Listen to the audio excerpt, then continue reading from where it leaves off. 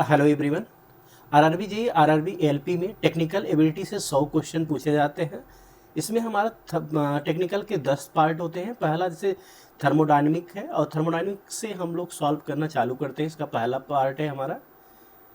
पहला क्वेश्चन इसमें है कि internal energy of a perfect gas depend on, किस पे डिपेंड करता है। जो हमारी इंटरनल एनर्जी है उसको रिप्रेजेंट कर सकते हैं यू से। और परफेक्ट गैस में ये फंक्शन ऑफ किसका होता है, टेम्परेचर का फंक्शन होता है। ठीक है, तो वनली टेम्परेचर का होगा। कब होगा ये हमारा परफेक्ट गैस के केस में। ठीक है, कब परफेक्ट गैस के केस में रहेगा। ठीक, तो इसका डी ऑप्शन हो जाएगा। काफ़ी एग्जाम में ये पूछा गया है, हर एग्जाम में कहीं न कहीं पूछा ही गया है पूरे इंडिया के।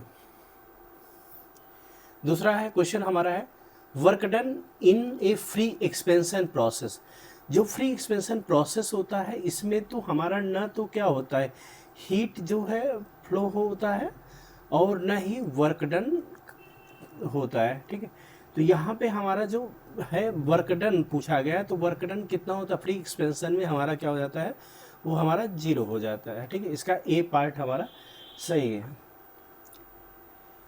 During throttling process, throttling process में हमारा क्या होता है internal energy does not change, pressure does not change, volume does not change या इंथैल्पी डज नॉट चेंज होता है। ठीक है, तो यहाँ पे हमारा जो थ्रोटलिंग प्रोसेस में हमारा रहेगा जो हीट का फ्लो रहेगा वो भी हमारा क्या रहेगा 0 रहेगा। वर्क डन भी हमारा क्या रहेगा, वो भी क्या रहेगा 0 रहेगा।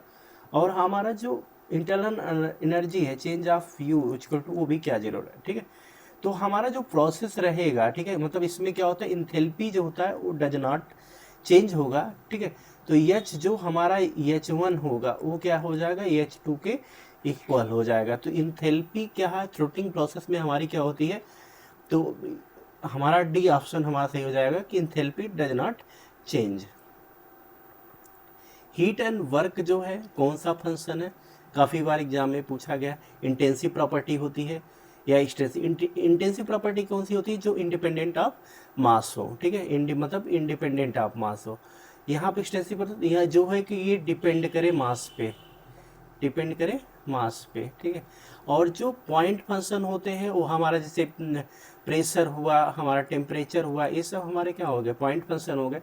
पाथ में हमारे दो चीज़ें आती हैं, केवल हीट आता है और हमारा क्या आता है वर्क आता है। ठीक है, तो यहाँ पे डी ऑप्शन जो है हमारा जो है वो heat and work our path function हो जाएंगे।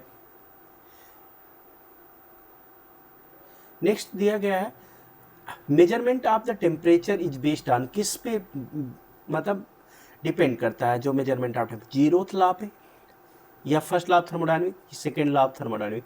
तो हमारा जीरोथ लॉ ऑफ थर्मोडायनेमिक किस पे डिपेंड करता है, या टेम्परेचर पे डिपेंड करता है। ठीक है, मेजरमेंट ऑफ टेम्परेचर पे पहला पार्ट हो जाएगा।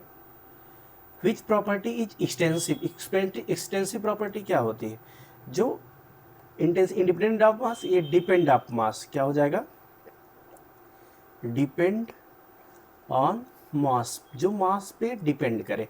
डेंसिटी, डेंसिटी इक्वल टू क्या होता है, density equal to mass upon volume. ठीक है, तो ये हमारा क्या हो जाएगा एक्सटेंसिव प्रॉपर्टी हो जाएगा।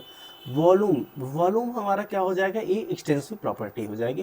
प्रेशर हमारा क्या इंटेंसिव प्रॉपर्टी रहेगा और ये टेम्परेचर हमारा टी से रिप्रेजेंट करेंगे। ठीक, तो इसका बी ऑप्शन हो जाएगा। नेक्स्ट है आइसोलेटेड सिस्टम।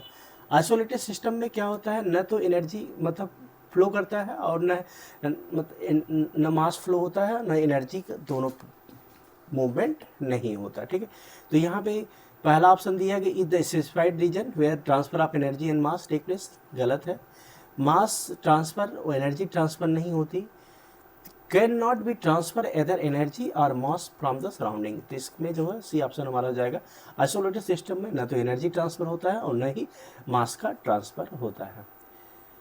यहाँ पे हमें पॉलीट्रॉपिक के ऊपर मतलब हमें दिया गया है, ठीक है, कि पॉलीट्रॉपिक पर जो है ठीक है कौन सा हमारा रिलेशन सही होगा टेम्परेचर और प्रेशर पे। ठीक है, तो पी बी की पावर एन इक्वल टू क्या होता है सी होता है।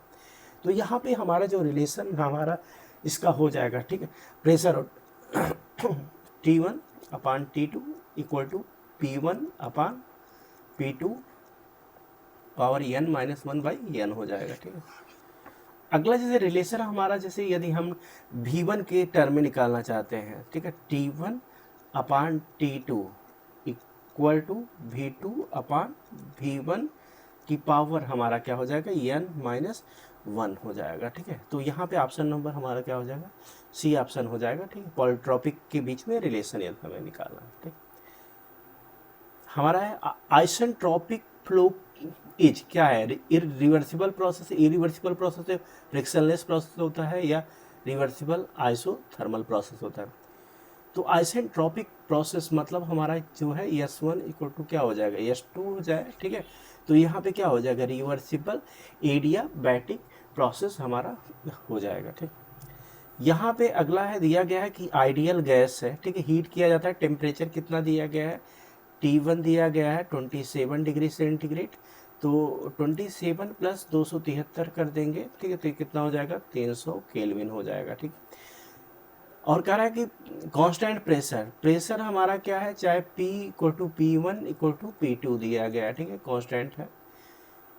वॉल्यूम जो है वो क्या हो, 3 times V2 equal to 3 times of V1 हो जाए। और what is temperature of the gas, हमें T2 निकालना है, ठीक है। तो हम आइडियल गैस में क्या जानते हैं, P1 V1 upon T1 equal to क्या है, P2 V2 अपान T2 होता है।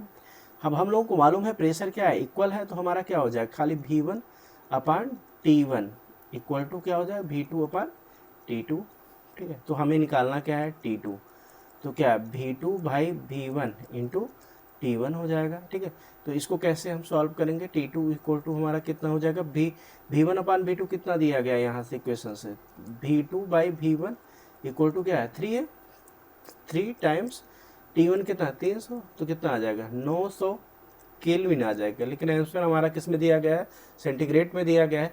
तो इसको क्या करेंगे, ठीक है, तो हम लोग जो है 900 माइनस 273 कर दीजिए, ठीक है। तो सॉल्व करेंगे तो कितना आ जाएगा, 627 डिग्री सेंटीग्रेड। तो ऑप्शन नंबर हमारा क्या हो जाएगा, बी ऑप्शन सही हो जाएगा, ठीक। ठीक है, थैंक यू।